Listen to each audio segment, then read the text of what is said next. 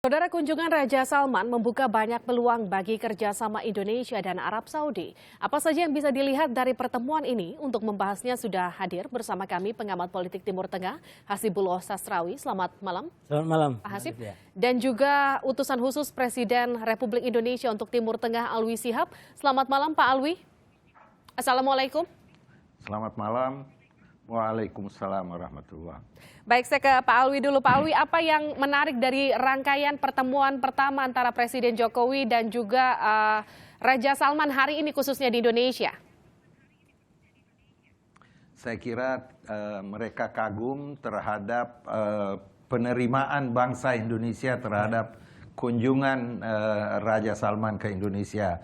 Kita bisa menyaksikan sendiri betapa ramainya anak-anak, pemuda-pemuda yang berada di pinggir jalan yang sampai ke istana dan semuanya itu memberikan kesan yang luar biasa bagi delegasi Arab Saudi. Mereka tidak menyangka begitu hangat penerimaan rakyat Indonesia terhadap Raja Salman. Para delegasi menyampaikan kepada kita semuanya di Bogor bahwa mereka merasakan betul kehangatan bangsa Indonesia,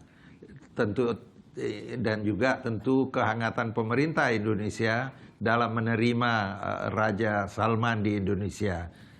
Pak Alwi, tadi Pak Jokowi juga sempat menyebut bahwa Arab Saudi ini memiliki tempat yang khusus bagi warga negara Indonesia khususnya. Seperti apa Anda membaca kedekatan antara Indonesia dan Arab Saudi khususnya pasca pertemuan hari ini? Saya kira hubungan kita dengan Saudi Arabia tidak dapat disangkal bahwa adalah hubungan yang luar biasa sejak sebelum kemerdekaan sampai sekarang. Sekarang adalah hubungan yang sangat erat, bukan saja disebabkan karena haji, tetapi juga disebabkan karena banyak sekali orang-orang Indonesia yang bermukim di sana yang menjadi warga Saudi Arabia. Ada beberapa menteri asal Indonesia, saya kira sampai sekarang menteri haji juga asal dari Indonesia, dari Banten. Baik. Jadi apa yang disampaikan oleh Presiden, ya. Silakan lanjutkan, Pak Alwi. Saya bilang apa yang disampaikan oleh Presiden adalah suatu kenyataan yang tidak dapat dipungkiri dan mereka seperti merasa kurang nyaman juga karena kok sampai 47 tahun tidak pernah ada raja datang ke Indonesia. Sempatkah ini dibahas Pak Alwi secara spesifik apa yang delegasi membuat 47 tahun absen tidak pernah mengunjungi Indonesia? Saya kira itu tidak perlu dibahas. Mereka hanya merasa bahwa ada semacam kelalaian dari pihak mereka melihat betapa bangsa Indonesia menerima rajanya begitu hangat. Sedangkan dari pihak kita kok sampai 47 tahun tidak ada raja yang datang ke Indonesia. Baik. Pak Alwi, beberapa poin penting yang diharapkan bisa menjadi isu yang juga jadi pembahasan selain haji, investasi, TKI. Adakah kemudian poin-poin lain yang juga tadi jadi bahan pembahasan Pak Alwi dengan Raja Salman? Saya kira MOU yang ditandatangani itu adalah pertanda ketekatan dua negara untuk meningkatkan hubungan, bukan saja hubungan ekonomi, tetapi hubungan kebudayaan, hubungan keamanan, bagaimana kita bersama-sama ingin menciptakan image Islam yang moderat itu bagi bangsa-bangsa khususnya Barat yang sekarang ini ada semacam stigma terhadap Islam bahwa Islam adalah agama yang menganut kekerasan. Ada butir di dalam MOU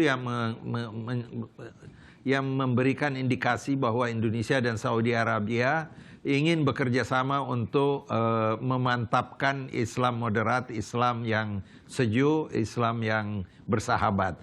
Baik, saya ke Pak Hasib dulu. Pak Hasib, ada peningkatan kerjasama antar dua negara ini yang jadi fokus ketika kunjungan Raja Salman hari ini tiba di Indonesia. Ada 11 MOU yang langsung dilakukan tadi di Istana Bogor. Apa yang Anda cermati dari 11 MOU yang kemudian langsung ditandatangani pada hari pertama kedatangannya di Indonesia?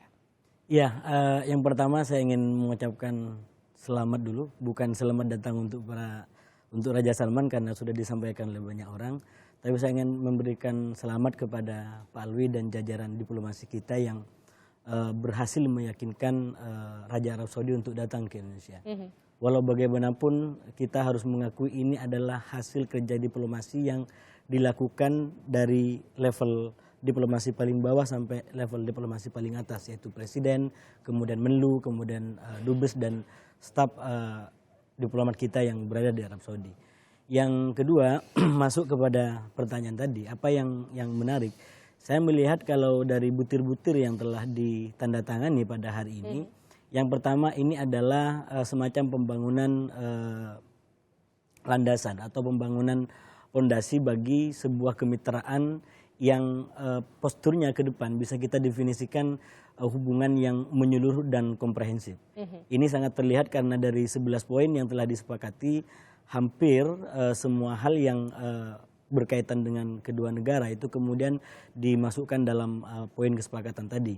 Walaupun memang 11 hal ini ibaratnya masih kata kunci yang butuh kerja lebih keras lagi. Kalau boleh saya mengutip yang disampaikan Pak Alwi di salah satu media juga, bahwa pada akhirnya yang menjadi agenda lebih berat adalah justru setelah kunjungan ini. Karena kalau hanya penandatanganan, saya rasa banyak kesepakatan yang telah ditandangani di banyak tempat, termasuk mungkin Indonesia.